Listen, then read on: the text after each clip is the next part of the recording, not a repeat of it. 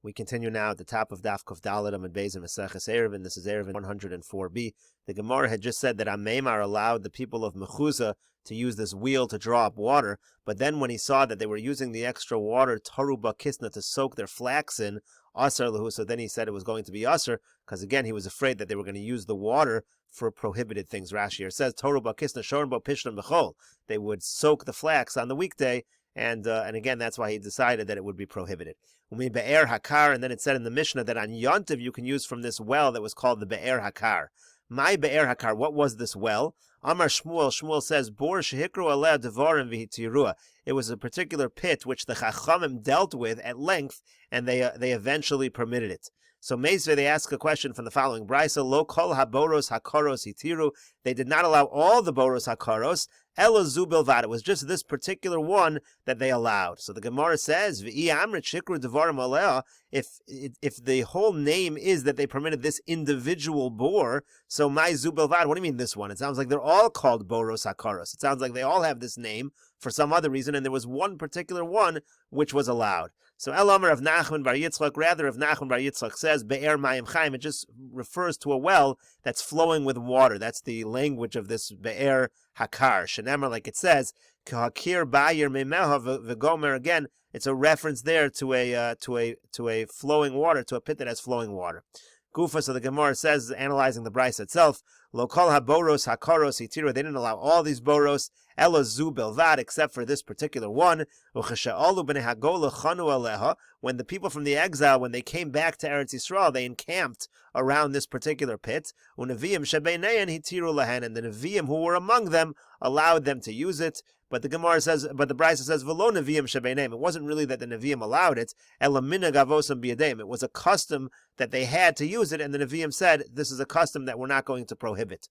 Rashi over here says, "Elamar of Nachman Bar Yitzchak al Yedei Shemayim Chayim Haisa." Since this pit, this particular well, had flowing water from it, flowing natural water, Kari le bor hakar lashon mekor, like from the source. The water comes from the source. Kamo ka'akir bir memeha, kamo shemayon mekor hanoveya mischadesh v'holech umosif tamid kach hikra rasa. The idea over there in that pasuk as well is it's referring to the fact, just like a fountain flows with new water, it's fresh, so too the wickedness of Yerushalayim, rasa, the wickedness of Yerushalayim before it was destroyed, is like fresh, it has fresh evil, and that's why Yerushalayim, Yirmiyahu says, is going to be destroyed. And the Gemara continues with the Mishnah, Sheretz shenimtzu b'mikdash. Let's say you find one of the Shmona Shrotzim, which is Tameh, and it's found in the Beis HaMikdash. Kohen motzio behemayno. The Kohen should take his avnate, one of the begadim of the Kohen. He should take the avnate and use it, this belt, in order to take out the Sheretz. Shelo lishos es hatumah. That way, it will not cause a delay in getting this tumah out of the Beis HaMikdash. Divrei Rabbi Yochanan ben Broka. That's the opinion of Rabbi Yochanan ben Broka.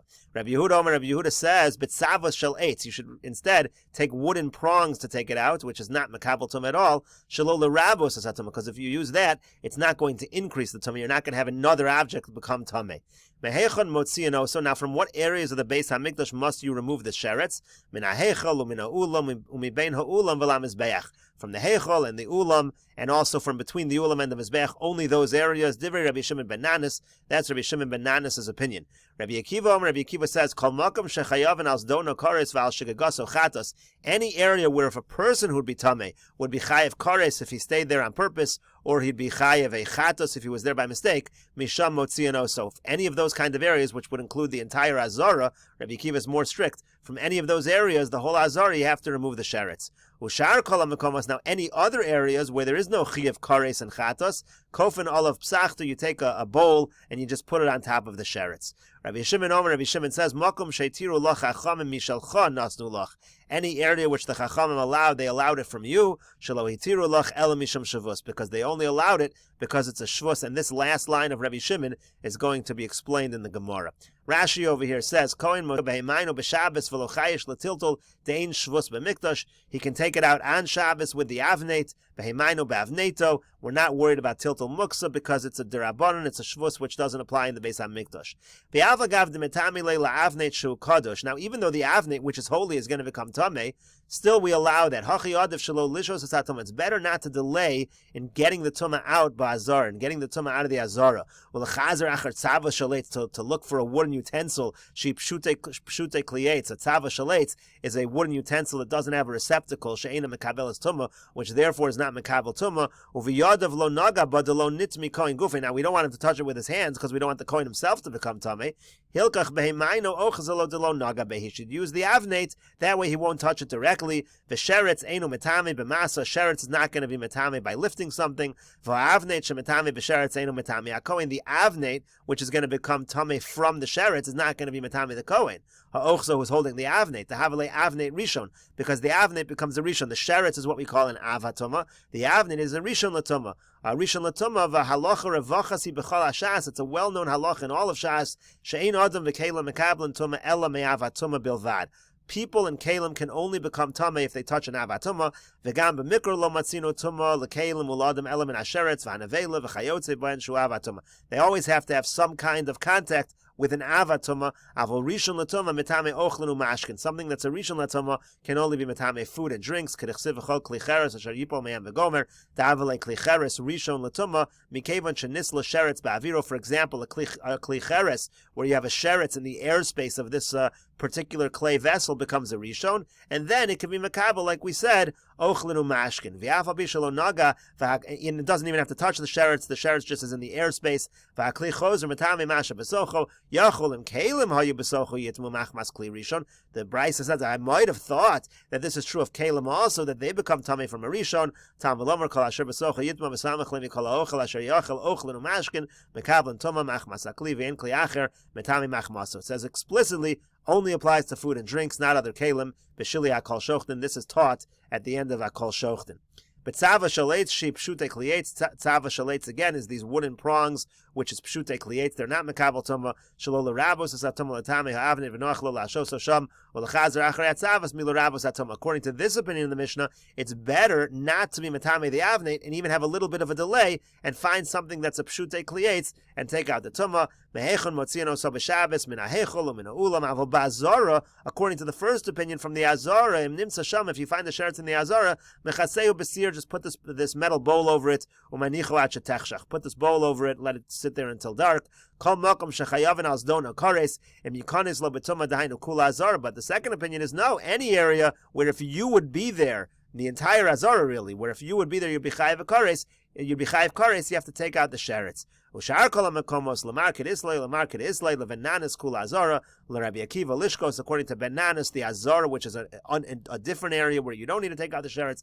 According to Rabbi Akiva, the Azara is a place you need to take out the sheretz, but the lishkos, these other rooms of the Beis HaMikdash, you would not need to. In all of those places, kofen ol psachter sir shel nechoshes. Again, it's this copper bowl lechasoso ad shetechshach. Cover it up until Shabbos is over. And as we said, Rabbi Shimon is mefarish b'Gemara. Rabbi Shimon's comment will be explained in the Gemara. So the Gemara says, Amar Rav Tavi bar Kisna. Rav Tavi bar Kisna says, Amar Shmuel, in the name of Shmuel, Hamachnes tomei sheretz lemikdash chayev. If you bring into the Beis HaMikdash something that became tomei from a sheretz, a kli that touched a sheretz, as we said, that kli would become a rishon. That you're chayev for bringing tomei in the Beis HaMikdash. But sheretz atzmo pater. But if you bring in an actual sheretz, you're actually pater. Counterintuitively, Rashi over here says, Hamachnes tamei sheretz klisha nitma b'sheretz chayev chatos b'shogeg v'kares al zedona. You'd be chayev a chatos if you do that by mistake. You'd be chayev kares if you do it on purpose. Mishum kes mikdash Hashem timei. You've made the Beis HaMikdash tamei. But if you bring in a sheretz itself, you'd actually be pater. My time, and what's the reason? Amar Kra, because the pasuk says mizachar v'yad nekeva t'shaleichu. It says male and female who are tamei, send them out. So we darshan misha yesh lo tara b'mikvah. That only applies to things like males and females, meaning people can, in theory, go to a mikvah and become tar. Yatsa sheretz shein lo tara. Sheretz, of course, you can't put it in the mikvah to make it tar, and therefore the halacha of not bringing tum in the Beis HaMikdash does not apply to a sheretz. Gemara says, Lema Messiah, let's bring a proof to this. Mizachar ad nekeva t'shalechu prat l'chlicheres. This brisa says that it says Zachar ad nekeva, the same pasuk, and we exclude klicheres. If you have a kelim made out of clay, pottery, that's not going to be a problem to bring in the Beis HaMikdash. Divrei Rabbi Yossi Aglili, that's what Rabbi Yossi Aglili says. So isn't that the same idea? My time, what's the reason? La mishum de lesle tara b'mikvah. Klicheres also, you cannot purify them in a mikvah. The Rashi will explain. You're only allowed to the only way a klicheres can become tar is to break it. So the same idea as a sheretz. Klicheres and sheretz is the same thing. So the Gemara says, no, that's not the idea at all. Rather, it means Misha Nasa Av Hatuma. It has to be something that could, in theory, become an Av Hatuma. Yotza Klicheres She'ino Nasa Av Hatuma. A Klicheres can never become an Av Hatuma, and Rashi will elaborate on that as well. So Rashi over here says, Prat leklicheres tamei shim hichniso lemikdash pater. Again, if you bring a klicheres that is tamei into the Beis Hamikdash, you would be pater. Diein lo tara dechsiv yoso sishboru. Klicheres you have to break in order to become tar. Shein lo tara ela b'shviraso. It only becomes tar when you break it. And then the Gemara says, lo no liolamei malach hamachnes sheretz chayev. Maybe if you bring a sheretz in your chayev. The time of the klicheres, and the real reason why klicheres is your pater, misham she'eno roi lemedris v'lios avatoma. Unlike other kalim, you can't sit on a klicheres because it's going to break, and therefore it can never become an avatoma. The only way a kli can become an avatoma is through a few ways, like medris, sitting on it, putting your support on it. Has to be something like a person, which a person can be an avatoma. Could go zav, v'zava, v'tamei mace. All of those are situations where a person is an avatoma. If he's a zav, a woman is a zava, a person touches a dead body is an avatoma. V'cheina kelim nami. You can also have kelim become an avatoma. In theory, they can become an avatoma. Could go in zachar or nekeva, just like people. Could go in klisha roy lemedris or lemoshav, something that you can put your support on, something that you can sit on. Hazav have a avatoma. If the zav sits on it, it's going to be an avatoma. Al yedei medris shel zav, through the medris of the zav. Umetamin adam v'kelim k'dichsiv hayoshev ala kli asher yeshev olav hazav yitma. It says if you have such a kli that the zav sat on, so then it's an avatoma, and it makes a person tamei. Hamachnisin lemikdash afilu kishein rishonim. Now this is important. Rashi says such a kli, it doesn't have to be an avatoma. Even if it's a rishon, the fact that in theory it can become an avatoma, even if you bring it into the mikdash as a rishon, you're chayiv. Kagon shenitmu b'mago hazav. Let's say a zav touches it where it's only a rishon. O nago b'medris hazav. O b'sharavos hatoma chayiv. That's going to be chayiv. Yotza klicheres she'ino nas avatoma. Now a klicheres can never become an avatoma. She'in loch kli nas avatoma l'tamei adam o kli ala medris hazav k'defarishas leil o mago hames. Only two ways to become an avatoma: either through medris hazav, or meaning again it's like the zav is sitting on it or something like that, or through touching a dead body. To mace avia avos hatama, because a mace is avia avos hatama. So we're going to see in a moment why if a kli cheres touches a dead body, it doesn't become an av. K'nechsib bezos chukas bechli o ba'adam shenaga b'meis v'chol asher yigo ba'atama yitma v'nefesh hanogas titma ha'arev perish nefesh hanogas bo b'tamei zeh shenitma b'meis titma ha'arev. It says that if a person touches a tamei mace, he becomes tamei as well, because a tamei mace is an avatoma. V'halo matzis lamemer dahai v'nefesh hanogas b'nogeh v'meis atzmo kamar. Rashi just adds in, don't think v'hanefesh hanogas means you're touching the mace itself. That would be tummy for 7 days. Alma tame mace avatoma. You see, anyway, the point is, a tame mace is an avatoma mashvi lekra, according to the pasuk. Latame adam, and it can even make a person tame hilkach. Therefore, klicheres eino nas avatoma klal. A klicheres can never be an avatoma. The lemedris lo chazi mishum denishbar. You can't sit on it or put support on it because it breaks. V'tanya behedya beperik Rabbi Akiva Meseches Shabbos medris klicheres tar. It says that explicitly in Meseches Shabbos. Val yedei mago nami lo have avatoma. It also cannot become an avatoma through touching a mace. Tichsiv le'el me'ahu kra v'chito b'yom hashlishi v'chol asher yiga bo atami v'gomer kol hechad dekarinan be v'chito diyesh lo tara b'tvila karinan be v'nefesh hanogas titma. The rule of touching a mace only applies to something again that can go in a mikvah. V'chol hechad lo karinan be v'chito. If you don't have that, lo karinan be v'nefesh hanogas. A klicheres which can't become pure through a mikvah is not going to become an avatuma when it touches a mace, and that's the real reason, or that's the possible real reason why a klicheres is you're not chayiv if you bring a klicheres into the Beis Hamikdash. Gemara now says lema ketanoi. Let us say this statement here of Rav Tavi Bar Kisna in the name of Shmuel about bringing a tamei sheretz into the Beis Hamikdash, whether you're chayiv or not. Let us say that's actually machlokas tanoim in our Mishnah. It says in our Mishnah, sheretz shenimtza b'mikdash kohen motziu b'mayno shelo lishos as atuma devrei Rabbi Yochanan ben Broka. Rabbi Yochanan ben Broka says get that sheretz out as quickly as possible. Even make the avnate tamei to do it. Rabbi Yehuda Omer b'tzava shaleitz motziu. Take your time, find a wooden keli shelo l'rabos as atuma, so you don't increase the tuma. My lab, isn't this the exact machlokas? Demand Amar shelo lishos kosavar hamachnis sheretz l'mikdash chayiv. According to the one who says get it out as quickly as possible, because he holds that if you have a sheretz that's tummy in the Beis Hamikdash, you're chayiv. Uman Amar shelo l'rabos, the one who says that we should take our time but not increase tuma, kosavar hamachnis sheretz l'mikdash pater, holds that a person is pater for bringing a sheretz into the Beis Hamikdash, so you might as well take your time and get it out properly and not increase tuma. So that's what the Gemara is suggesting, that it should be a machlokas tanoim in our Mishnah. Gemara says, lo, no, the kuli al machayev. It could actually be everyone in our Mishnah says you're chayev when you bring a sheretz in the Beis HaMikdash against Rav Tavi Bar Kisda in the name of Shmuel.